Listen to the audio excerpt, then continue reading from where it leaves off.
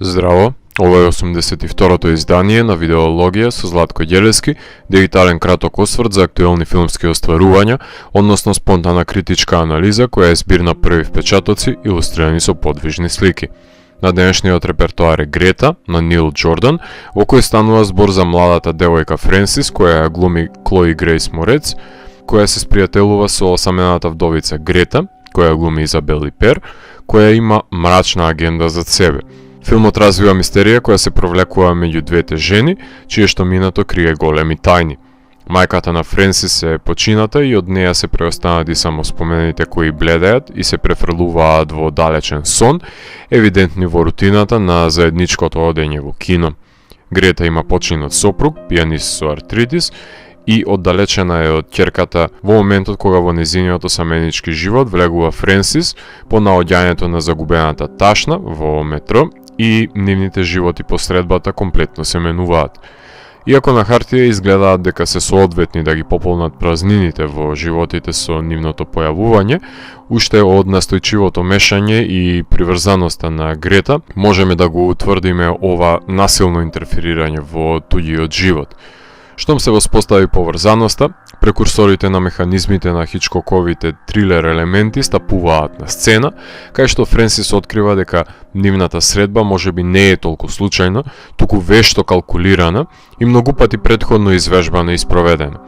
Гледачот ја одгатнува мистеријата заедно со Френсис, добивајќи самотна демначка во животот која нема толку лесно да може да ја отстрани, исто како и гумата за џвакање која си има соодветна символика во филмот. Грета зазема туѓи идентитет и создава елаборативна слика за незиниот идеализиран живот, кој го става како мамец на јадица за некоја наредна жртва која ќе се заинтересира да ја олесни самотијата и ја заземе позицијата која ја има ослободено незината ќерка, живеејќи го теркот на незиниот живот во постоечката празнина. Ова е токму филм за празнините кои ги оставаат мртвите луѓе, меѓутоа начините на кои тие се пополнуваат, колку и да се делотворни за себе, толку можат да бидат измачувачки за другите. Паранојата е неизбежна, која ескалира во една јавна конфронтација. Вториот чин содржи промена на стратегијата, играње со добро, наместо со тургнување и од клише на глумење на послушна девојка, давајќи ја пристапноста и моќта која Грета ја посагува и тоа како знае да ја искористи во еден одлично режиран кошмар, а епилогот оди длабоко во сферите на хорор жанрот со мртви тела, пресечени прсти, труења, заробеништва во сандак и неспособна полиција да го свати сериозно случајот, како и што треба, за да се остави простор за стравичните елементи да се одвиваат, како што доликува на жанрот. Дидактичката позадина на филмот гласи: секое добро дело не останува неказнето. Режисерот во една негова изјава ја има потенцирано изолацијата на денешницата, односно како превозното средство на странци превезува осаменици кои се оддалечуваат од другите преку нивните мобилни телефони, ги прави останатите патници да се чувствуваат осамени поради тој чин, што е воочливо во една сцена во филмот во метро, кај што се трга по наредната жртва со еден point of view кадар. Овој филм со милосрдна должина, кој успева да ја кондензира мистеријата и тензијата без да стане досаден, без разлика што има умерена доза на предвидливост. Изабел е мајсторка на актерскиот занает и умее да ја долови улогата на осамена и повлечена жена, меѓутоа со бравура ги произведува манијакалните особености на истиот лик, односно обсесивна и посесивна мис Хајд, психопатка која е конкуренција на Мизери на Кети Бейтс, се разбира со собствена префинетост, љубов кон делото на Лист и балетски лесен чекор помеѓу изведбата на убиствата. Пијанистката на Ханеке низ годините докаже дека не се плаши да ги облече овие трансформативни улоги, потврдувајќи го тој факт со последното појавување во Верховеновиот Ел, а незината Грета всадува неизбришливи трауми. Во тој случај на Клои припадна типизираната улога на жртвата, чија што арка започнува со наивност, продолжува со параноичност, за на крај да биде избезумена. Одличен додаток е жанровската актерка Маика Монро, која прави минорен исчекор во незините предодредени улоги, но затоа пак споделува тешки вистини во филмот за животот во Њујорк.